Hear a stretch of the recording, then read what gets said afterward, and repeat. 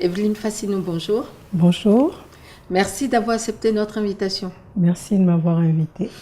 Alors vous êtes administrateur et directeur général, vous y tenez, parce que Je au tiens, directeur effectivement. général, pas directrice, donc Tout directeur à fait, général tout à d'une fait. des plus importantes compagnies d'assurance du Bénin que vous avez fondée.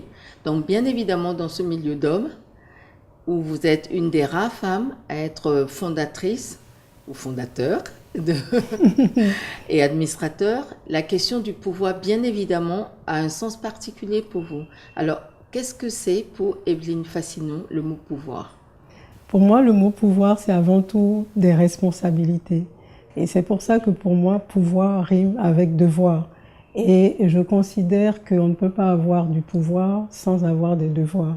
Et c'est d'ailleurs pour ça que je pense et je dis que je ne suis pas une femme de pouvoir, je suis une femme de devoir.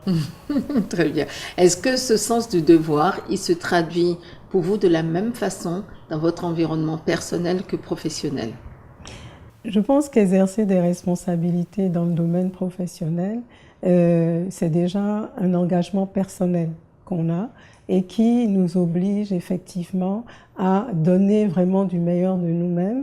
Et on l'a en nous, on vit avec et on ne peut pas fermer la porte quand on rentre chez soi. Et je crois que ça devient une déformation qui des fois effectivement peut, au niveau de notre environnement, déranger. Mais la part entre le professionnel et le personnel, à ce niveau-là, est très difficile à faire. Est-ce que vous diriez qu'il y a une différence dans l'exercice du pouvoir selon si on est un homme ou une femme? Est-ce que dans votre environnement, par exemple, vous avez constaté que les patrons se comportaient différemment des patronnes?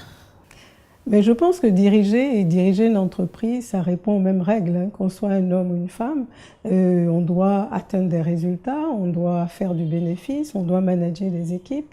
Donc en ce sens, je crois que les méthodes, ou en tout cas la façon d'y arriver peut être différente, mais les objectifs sont les mêmes. Il faut faire du résultat. Comment arrive-t-on à préserver l'équilibre entre la vie professionnelle et la vie familiale? Ce que je sais, c'est que j'ai pu construire une vie familiale, j'ai une fille, et je pense qu'elle est bien équilibrée. Et donc déjà pour moi, ça n'a pas rejailli sur ce côté de ma vie. Par contre, je pense que ma vie personnelle, au niveau de mon épanouissement personnel, a peut-être pâti du fait qu'il n'y a pas de coupure, en tout cas dans ma tête, entre la vie professionnelle et la vie personnelle. On entend souvent dire que derrière, que les femmes qui ont du pouvoir, en tout cas qui ont réussi, qu'elles ont dû sacrifier quelque chose. Vous, à vous entendre, pas forcément. Est-ce que je me trompe? Alors, le mot sacrifice, j'aime pas. Je crois que dans toute chose, on fait des choix. Donc, ça a été un choix pour moi d'avoir ce cheminement professionnel. Je ne pense pas que je pouvais le prendre sans faire d'autres concessions. Et tout va avec. Et même l'épanouissement final est fonction également de ce choix. Très bien. Si vous aviez un conseil à délivrer à des jeunes femmes qui aspirent à céder au pouvoir ou en tout cas à devenir leur propre dirigeante, vous leur diriez quoi? Mais déjà, avant de parler aux jeunes filles, je parlerai à leur mère. Et essentiellement, comme je suis africaine ou mère africaine, la première chose que je leur demanderai, c'est de donner les mêmes chances à leurs filles qu'à leurs garçons. C'est la première chose. L'autre chose, et je crois vraiment au pouvoir d'éducation et de transmission, et c'est la mère qui éduque, c'est la mère qui transmet. Il est important que nous transmettions à nos filles des valeurs très fortes pour qu'elles puissent se construire dessus. Une fois que déjà on a ça à la base, je crois qu'avec ça, on peut avancer, on peut faire face à des défis.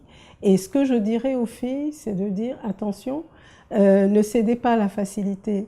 Le succès, la réussite n'arrive pas tout seul, sinon ça se saurait. Des doigts. Sinon ça se saurait. Il faut vraiment le vouloir, il faut vraiment se battre pour ça.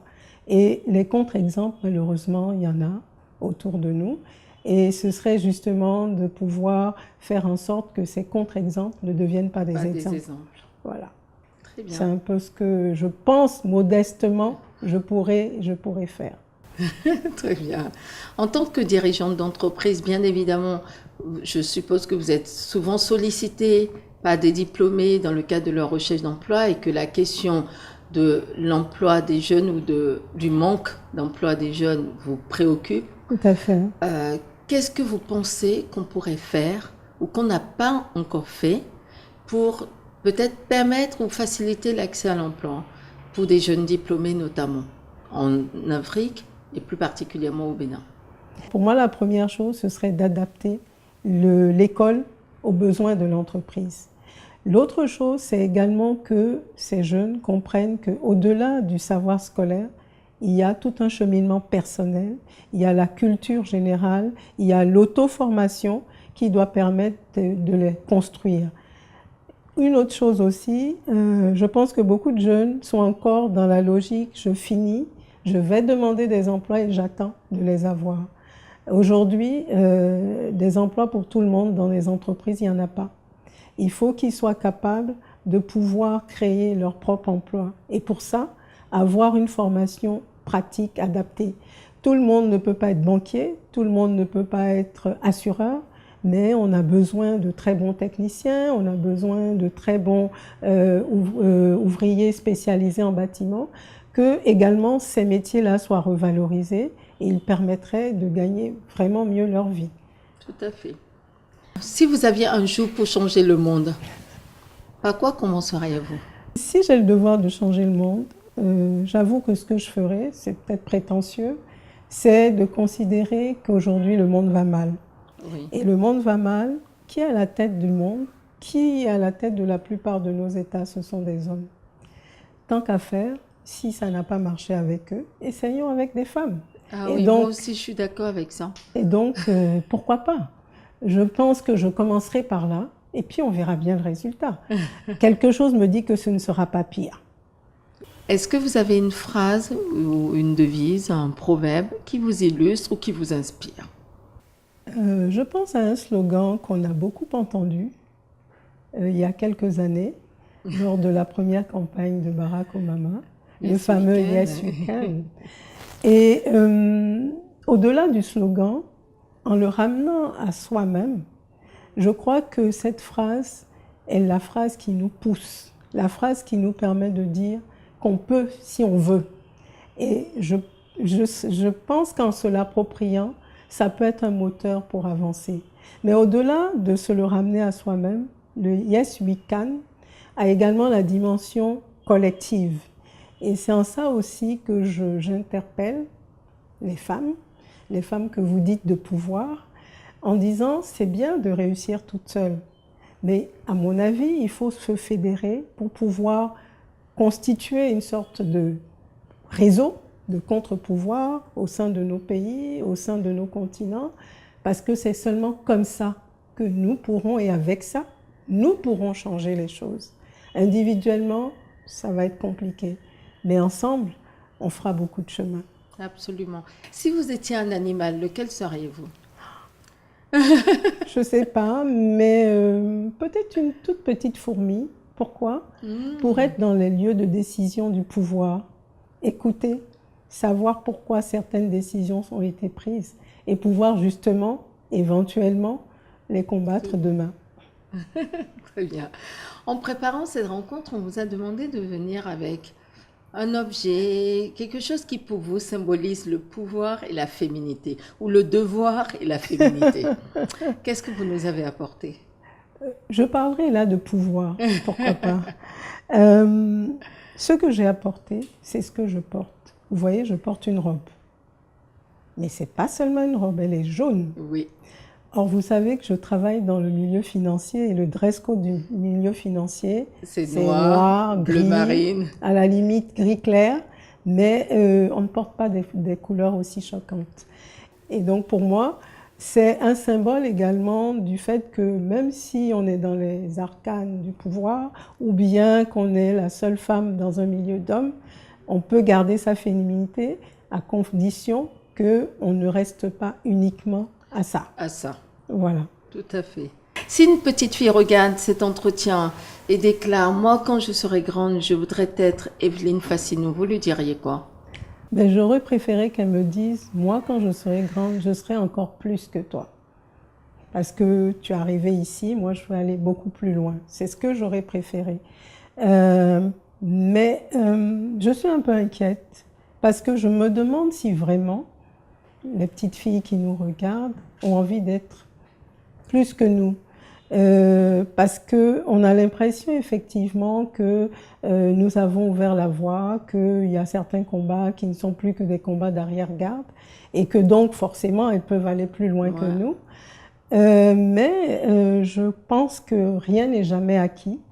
Et je me pose la question de savoir est-ce que nous avons formé nos filles, nous avons formé nos sœurs, nos petites sœurs, à avancer dans un monde qui n'est pas encore ouvert vraiment et qui ne tend pas encore les bras aux femmes. C'est le seul souci que j'ai. Tout à fait.